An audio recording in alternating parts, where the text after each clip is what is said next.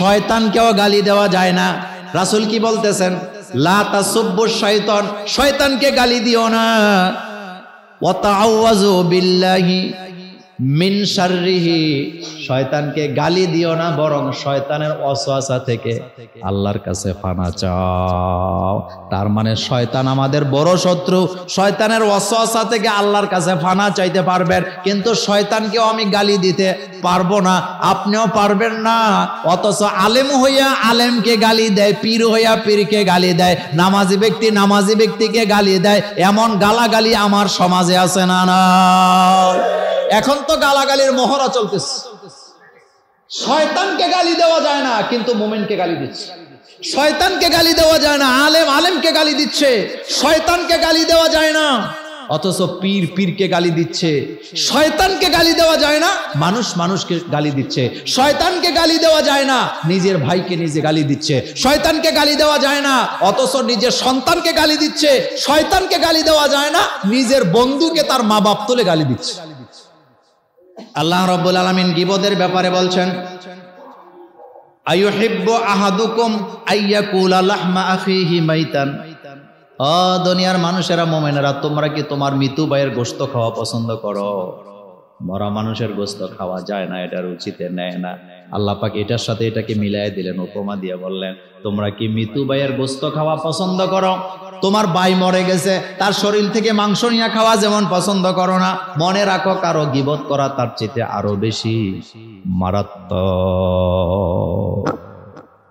আরো বেশি মারাত্মক। ওয়াত্তাকুল্লাহ, এবার আল্লাহ পাক বলছেন আল্লাহকে ভয় করো। ইন্নাল্লাহা তাওয়াবুর রহিম, নিশ্চয় আল্লাহ তাওবা কবুলকারী। তার মানে আল্লাহ বুঝাইয়া দিলেন, আগে যে গীবত করছো আর করো না, আমার কাছে ক্ষমা চাও, আমি তোমাকে মাফ করে দিব। আমার কলিজার ভাইয়েরা, গীবত এত মারাত্মক ব্যাপার, এত মারাত্মক। তবে আপনাকে বুঝতে হবে, কেউ যদি আপনার কাছে আইসা গীবত করে, আপনি মজা নিয়ে শুনলেন না, কারণ তার স্বভাবই হলো গীবত করা। আরেকজনের গীবত যে আপনার কাছে করতে পারে, আপনার গীবতও সে আরেকজনের কাছে করতে পারে। সতর্ক হওয়া দরকার আছে তো। আপনার কাছে একজন এসে গীবত করতেছে আরেকজনের। মা বোনদেরকেও বলে দেয়, কোন মহিলা যদি আপনার কাছে এসে আরেকজন মহিলার গীবত করে, মনে রাখবেন আপনারটাও সে আরেক জায়গায় বলে। কোন পুরুষ যদি আপনার কাছে এসে পুরুষের কাছে গীবত করে, আপনি বুঝবেন আপনার গীবত সে আরেক জায়গায় করে। এই জন্য গীবতকারীর গীবত শোনাও যাবে না। গীবত করলে যেমন গুনাহ, গীবত শোনার মধ্যেও গুনাহ আছে না? আর গীবতটা হলো এমন টাইপের করে, যার দোষ বলতেছে সে নিজে জানেই না তার মধ্যে যে দোষটা আছে। কথা কি বুঝতেছেন? এরকম আছে, যেমন আমি একজনের নামে একটা কথা বলে দিলাম, আসলে ওর মধ্যে এই দোষটা কি নাই, সে নিজেও জানে না। সমাজের মধ্যে ছড়াইছে ওমকে খারাপ, কি কয় ওমকে এই কাম করছে, আসলে সে জানে না। কয়েকদিন পরে আরেকজন যখন জিজ্ঞাসে, ভাই এই কাজ কি আপনি করছেন নাকি? আল্লাহর নামে কসম করে বলে, আমার তো এই ব্যাপারে কোনো খবরই নাই। এরকম গীবত আমার দেশে আছে না? নাই। আর মা বোনদের অবস্থা কি? দুইটা একসাথে বইছে। মা বোনদের সবচেয়ে বড় অভ্যাস হলো, যখন দুইজন একসাথে হয়, উপন থাকুক চাই না থাকুক, একজনের মাথা তার একজনে হাত দেয়। সজাগ আছেন না ঘুমাইছেন? সজাগ আছেন না ঘুমাইছেন? কি দেয়? কি দেয়? কি লেগে দেয়? উকুন আনে, উকুন। একজন আরেকজনের সাথে যখন দেখা হয়েছে, একজন আরেকজনের মাথার মধ্যে খামোকা হাত দেয়। হাত দিয়া দেই ডইলা ডইলা উকুন একটাই না, কয় বতর মাথাটা ঠিক করে দেই। এবার বইছে একটা আরেকটারে উকুন খুলে আর কইতাছে, অমকের ব্যাপারে গল্প করতেছে, গীবত করতেছে। গীবত করে আর কয়, কইস না, আমাদের এই স্বভাব নাই। কি বলতেছে? বোন তোর কাছে কইছি, তোরে কিন্তু বিশ্বাস করি, কারো কাছে কইস না। এটা যে কইছি, আমাদের এত এইরকম স্বভাব নাই, আমরা কারো কথা কারো কাছে বলি না। এবার যখন গীবত টিবত করে দুইজন আলাদা হয়েছে, যার কাছে গীবত করছে হে বাড়িতে যাওয়ার আগে এই কথা আবার আরেকজনের কাছে। এমন স্বভাব আছে তো। আল্লাহ নবী বলেছেন, যে ব্যক্তি গীবত করে, চগলখড়ি করে, সে আল্লাহর জান্নাতে প্রবেশ করতে পারবে না। লা ইয়াদখুলুল জান্নাতা কাত্তাতুন, বলেন কার কথা? আল্লাহর কথা বলেছেন মুহাম্মদ সাল্লাল্লাহু আলাইহি ওয়াসাল্লাম, যে ব্যক্তি গীবত করে সেই লোকটা আল্লাহর জান্নাতে যেতে পারবে না। কত বড় মারাত্মক কথা। হযরত আবু হুরায়রা রাদিয়াল্লাহু তাআলা আনহু জবানের ভিতরে পাথরের টুকরা ঢুকায়া রাখছে। আরেকজন সাহাবা জিজ্ঞেস করলেন, ভাই তোমার জবানের ভিতরে পাথর ঢুকাইছো কেন? রাসূল বলছে, জবানের হেফাজত করতে। আমি চাই না আমার জবান থেকে এলোমেলো কোনো কথা বের হয়ে যায়, সেজন্য আমি আমার মুখের ভিতরে পাথর ঢুকায়া দিলাম। সুবহানাল্লাহ। তাকওয়া কাকে বলে? তাকওয়া কাকে বলে? রাসূল করিম সাল্লাল্লাহু আলাইহি ওয়াসাল্লাম দুইটা কবরের সামনে দিয়ে যাচ্ছিলেন। বুখারীর হাদিস। কিসের হাদিস? কিসের হাদিস? রাসূল করিম সাল্লাল্লাহু আলাইহি ওয়াসাল্লাম, বুখারী মুসলিমের হাদিসে আসছে, হযরত আব্বাস রাদিয়াল্লাহু তাআলা আনহুমা থেকে হাদিস বর্ণিত, তিনি বলেন, একদিন মদিনার একটা খেজুরের বাগান দিয়ে যাচ্ছিলাম, তিনি দুইজন লোকের আহাজারি শুনতে পাইলেন কবর থেকে। রাসূল বললেন, এই কবরের ভিতরে দুইটা ব্যক্তি আছে, তাদের কবরের ভিতরে মারাত্মক আযাব হচ্ছে, তবে কোন বড় ধরনের গুনার কারণে তাদের এই আযাবগুলা হচ্ছে না। তাহলে কি গুনাহ? আল্লাহ রাসূল বলেন, তাদের গুনাহ ছিল দুইটা। এক নম্বরে তারা যখন পেশাব করতেন, পেশাব থেকে সতর্ক থাকতো না, জামা কাপড়ের মধ্যে ছিটা পড়তো, তারা এগুলা খেয়াল করতেন না। আর দুই নম্বরে আরেক ব্যক্তির কবরে আযাব হচ্ছে, সে ছিল চগলখোর, হেঁটে হেঁটে গীবত করত।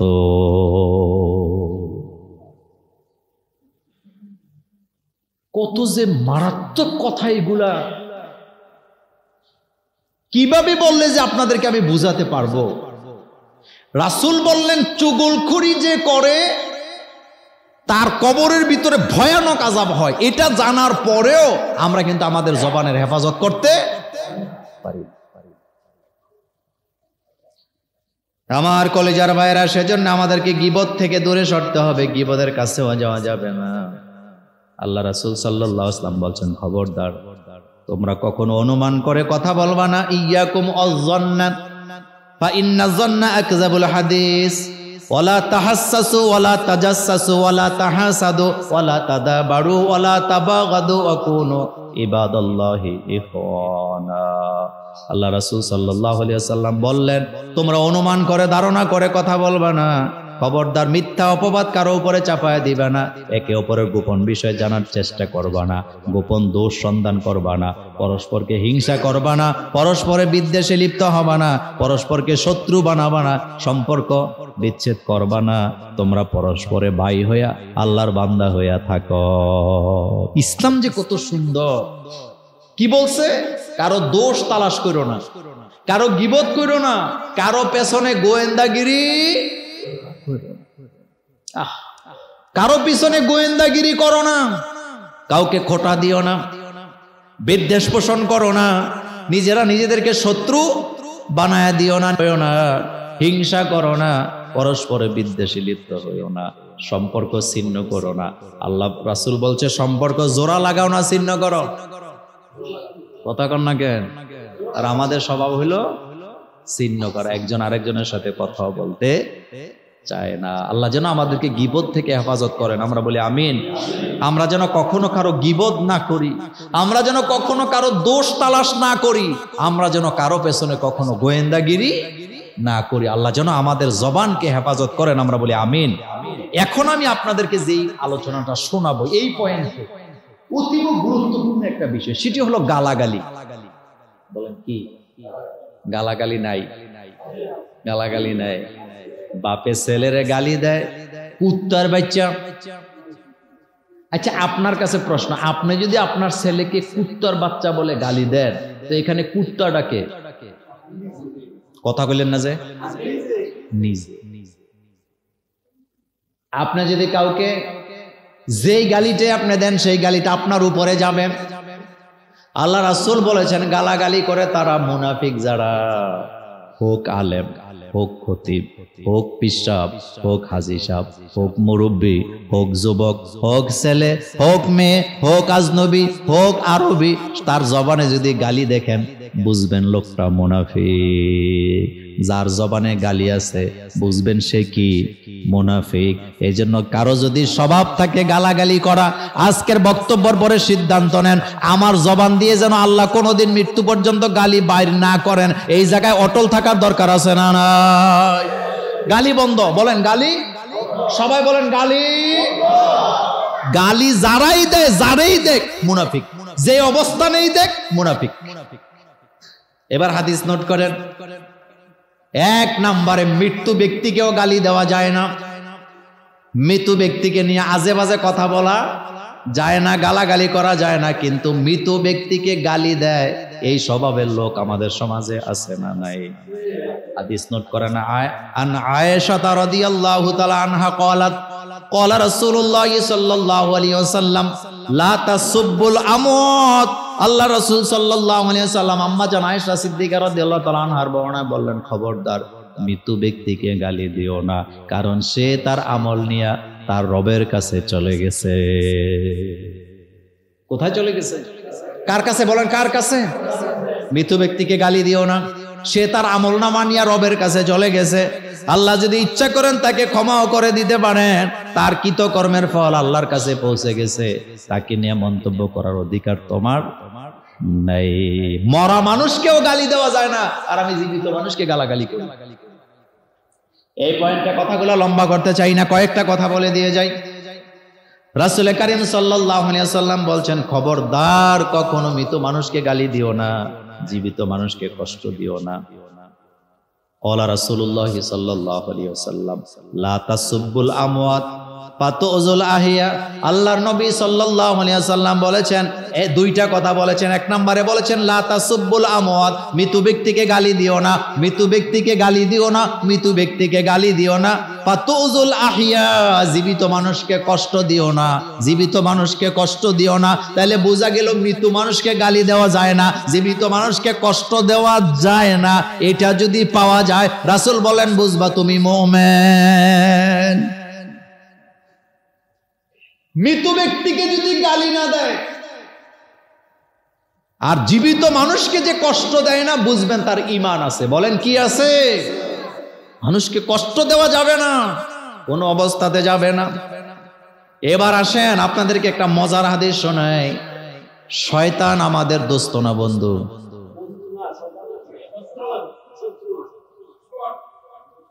দুশমন।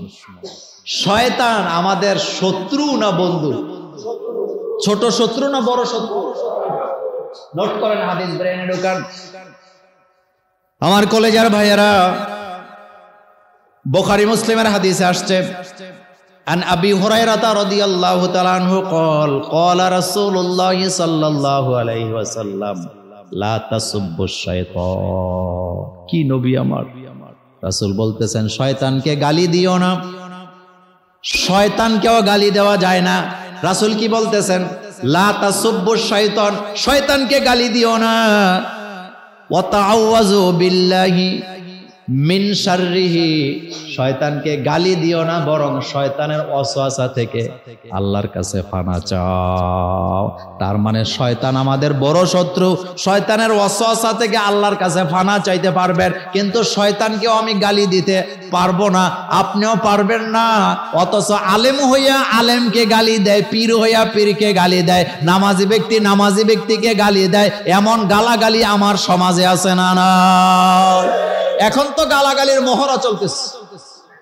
শয়তানকে গালি দেওয়া যায় না, কিন্তু মুমিনকে গালি দিচ্ছে। শয়তানকে গালি দেওয়া যায় না, আলেম আলেমকে গালি দিচ্ছে।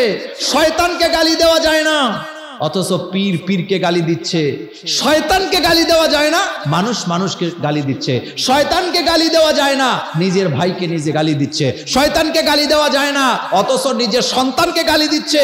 শয়তানকে গালি দেওয়া যায় না, নিজের বন্ধুকে তার মা বাপ তুলে গালি দিচ্ছে। দিচ্ছে কিনা? কথা বলেন, দিচ্ছে কিনা? কোন জায়গায় আছি আমি? আমার ঈমান কি ঠিক আছে? আমার ঈমান কি ঠিক আছে? কয়দিন আগে দেখলাম একটা বহেস হয়েছে। কি হয়েছে? কথা কম না। দেখছেন না অনেকে ফেসবুক, কি বয়স তারাবি নামাজ 8 রাকাত না 20 রাকাত। আগে বুঝেন পৃথিবীর ইতিহাসে বাহেস করে একজনের মতামতকে আরেকজনের উপরে চাপায়া দেয়া গেছে, বা বহেস কইরা একজনের মত আরেকজনকে মানানো গেছে, এই রকমের একটা দৃষ্টান্ত পৃথিবীতে নাই। যার যারটা তেতে লইয়া বাড়ির যায়। কথা কি বুঝছেন? আচ্ছা এবার আসে যারা বাহেস করলেন। আমার সেদিন মাহফিল ছিল লক্ষ্মীপুরে, আমি গাড়ি দিয়ে যাওয়ার সময় তাদের বয়সটা আমি দেখতেছিলাম।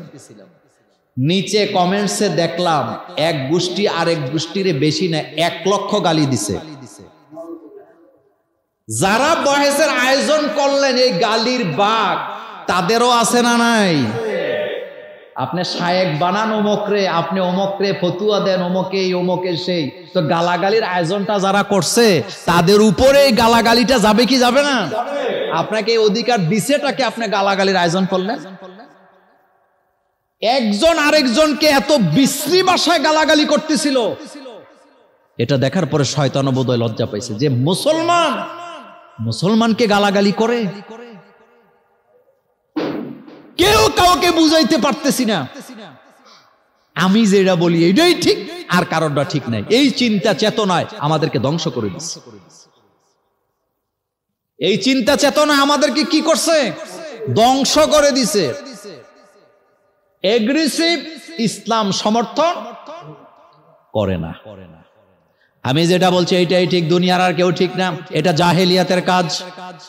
আমি যেটা করি এটাই ঠিক, এটাই তোকেও মানতে হবে, এই চিন্তা চেতনা যারা রাখে তাদের ঈমান আছে আমি মনে করি না। কারণ আমার কাছে যেটা আছে আরেকজনের কাছে হকটা থাকতে পারে কি পারে না? পারে। আমি আপনাকে উদাহরণ দিতে পারবো অনেকগুলো, কিন্তু আমি তো জুমার খুতবা আলোচনাটা করতেছি।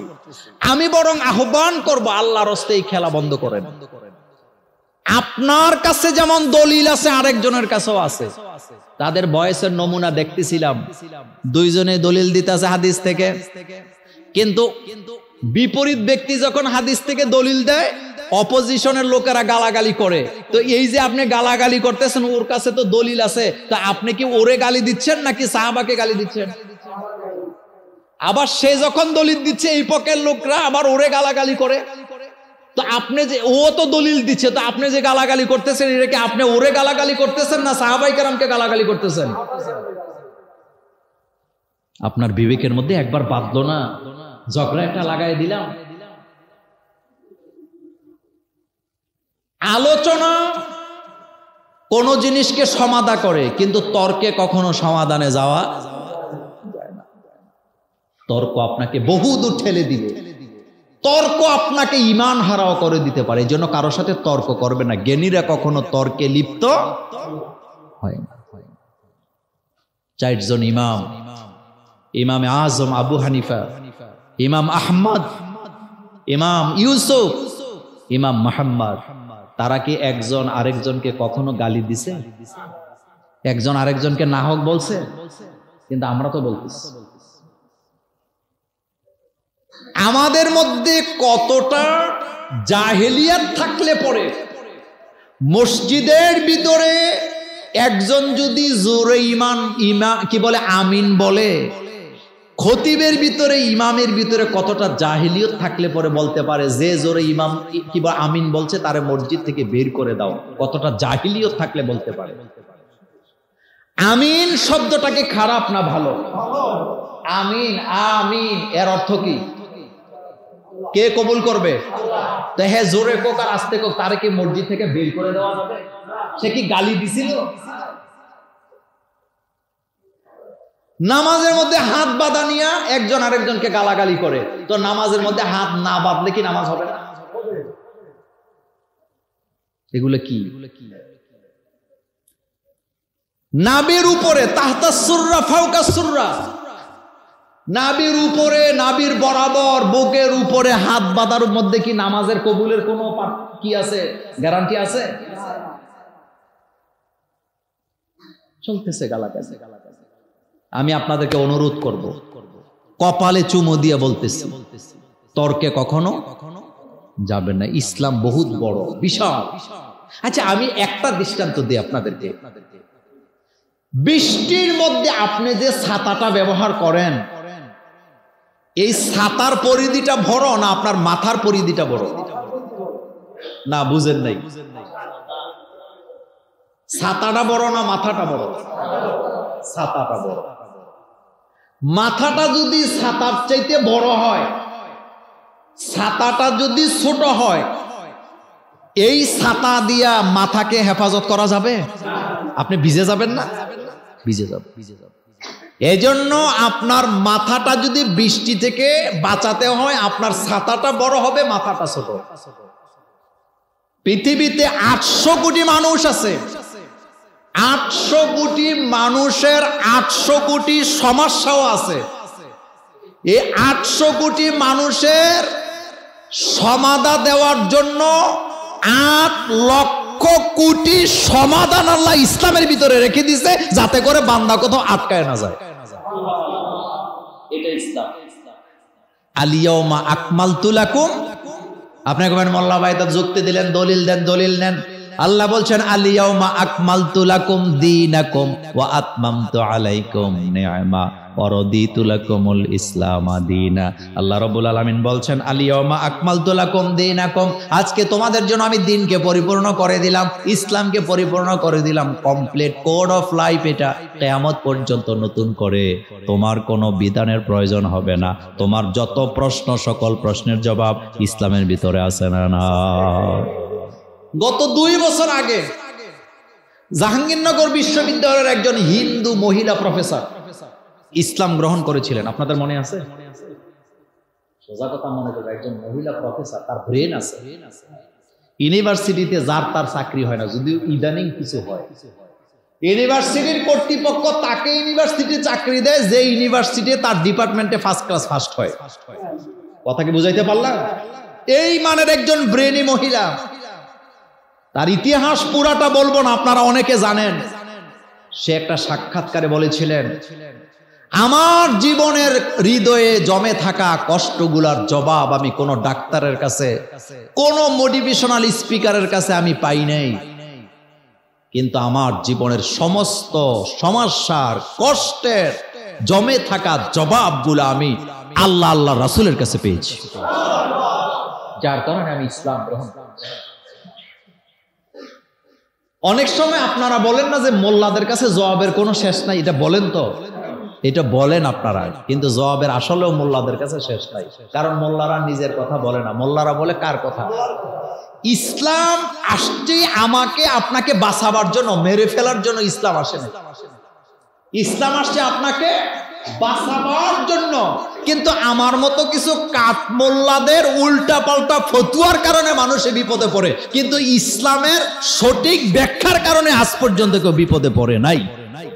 আমি কথাটা আবার রিপিট, ইসলামের সঠিক কোরআন হাদিসের দলিলের কারণে পৃথিবীতে কেউ বিপদে পড়ে নাই, কিন্তু আমার মতো কাঠমোল্লাদের উল্টা পাল্টা ফতুয়ার কারণে মানুষ বিপদে পড়ছে। এটা কি ইসলামের দোষ না কাঠমোল্লাদের দোষ? আপনি মানুষকে আটকান কেন? ইসলাম তো আটকাই নাই। রাসূল কারীম সাল্লাল্লাহু আলাইহি সাল্লাম বলেছেন ইয়াসসিরু ওয়ালা তুআসসিরু।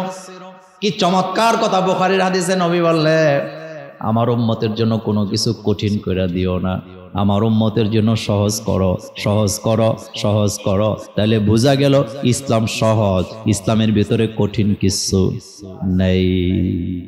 এটা কি আমার কথা না নবীর কথা?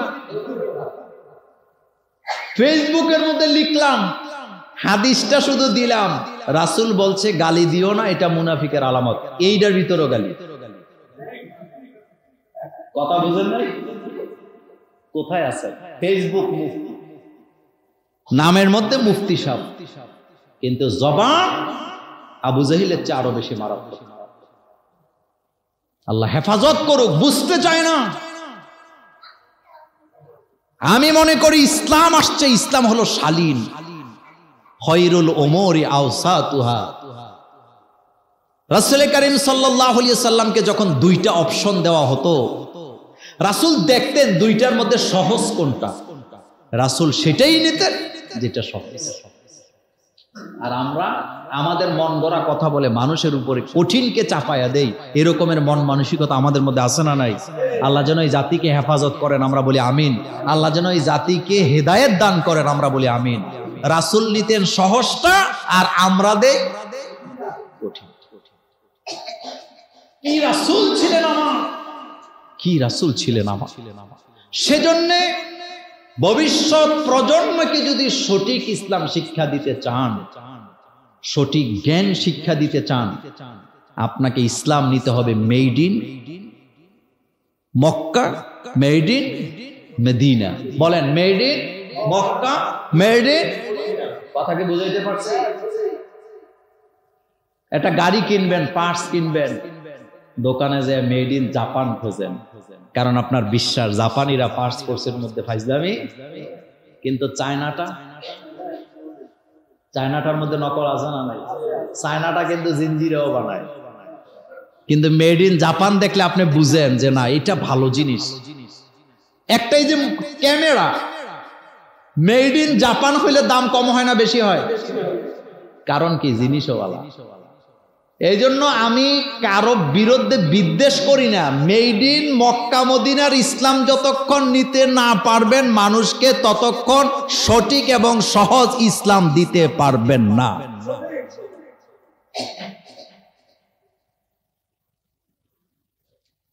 এই ব্যাপারে কথা শেষ। গালাগালি করা যাবে না। আমার হাতে সময়ও নাই, আমি এই জায়গায় থামতে চাই সর্বশেষ কথা বলে। মুমিন কখনো চারটা কাজ করে না। বলেন কয়টা? অনেকগুলা আলোচনা আমার এখনো বাকি আছে, নোট আমি সামনে গেলাম না। এই চারটা কথা বলে শেষ করব। মুমিন কখনো কয়টা কাজ করে না? তিরমিজির হাদিস 1977 নম্বর হাদিসে আসছে, আন ইবনে মাসউদ রাদিয়াল্লাহু তাআলা আনহু قال قال رسول الله صلى الله عليه وسلم ليس المؤمن। ইবনে মাসউদ রাদিয়াল্লাহু তাআলা আনহু বলেন, রাসূলের খুব প্রিয় সাহাবা, জ্ঞানী সাহাবা, তিনি বলেন রাসূল করিম সাল্লাল্লাহু আলাইহি ওয়াসাল্লাম বলেছেন, মুমিন কখনো চারটা কাজ করতে পারে না। তার ভিতরে 1 নাম্বার, মুমিন কখনো খোঁটা দেয় না। কিন্তু খোঁটা দেওয়ার স্বভাব আমাদের মধ্যে নাই। ভাইকে খোঁটা দেয়, বোনকে খোঁটা দেয়, পাড়া প্রতিবেশীকে খোঁটা দেয়, বন্ধুকে খোঁটা দেয়, মানুষ মানুষকে খোঁটা দেয়। রাসূল বলতেছে মুমিন কখনো খোঁটা দেয় না। বোনকে 10 বছর আগে 10,000 টাকা দিয়া, এখন বোন যখন একটা দেইরা কথা কইছে, কয় তোর মধ্যে বিবেক নাই, তোর মধ্যে কি নাই, আর কি নাই, কৃতজ্ঞতা নাই। তোরে আমি 10 বছর আগে 10,000 টাকা দিছিলাম, তোর তো মনেই নাই। বন্ধুর ফর্ম ফিলাপের টাকাটা দিছে, কয়দিন পরে লাইক গিয়া কয় তোর মনে নাই, ফর্ম ফিলাপের টাকা দিছে। আমার কলেজের ভাইয়েরা, এই কথায় রাসূল বললেন মুমিন কখনো খোঁটা দেয় না। যদি কেউ খোঁটা দেয় বুঝবা তার ইমানের ভিতরে গল। উপকার কইরা খোঁটা দেওয়ার স্বভাব আমার দেশের 99.9% লোকের মধ্যে আছে।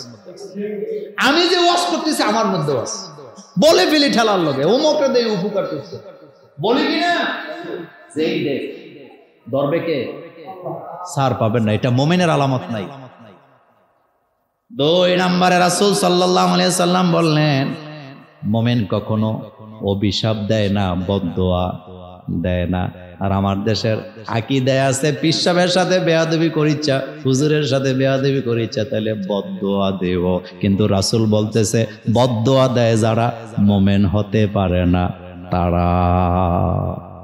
চট্টগ্রাম থেকে আসছিলাম, রাস্তার মাঝখানে মাজার, কোনো কারণে ড্রাইভার ভাড়া নিয়ে গেছিলাম। গাড়িটা আমার ছিল কিন্তু ড্রাইভারটা আমার ছিল না, বদলা দিতে আইছে। আসার সময় তার নজরে যখন মাজার পড়ছে, মাজার দেখার পরে হেতে এরকম করতেছে। আমি তো পেছনে বসা, আমি বললাম পাইলট সাহেব ঘটনা কি, এমন কেন করলা, কারে সেলুট দিলা? কয় হুজুর জানেন না আপনি, এই মাজার বড় গরম মাজার, এটার সাথে বেয়াদবি হইলে উপায় নাই, এই জন্য ভয়েতে সালামটা কইরা নিলাম। আমি তখন হাসি দিয়া বললাম যেই মাজারের ভিতরে আল্লাহর ওলিরা তো নিশ্চয়ই শুয়ে আছেন। তো যে আল্লাহর ওলি মরার পরেও মানুষে বদদোয়া দিয়ে অ্যাক্সিডেন্ট করে মানুষ মারে, এটা তো আল্লাহর ওলি হওয়ার কথা না। এটা তো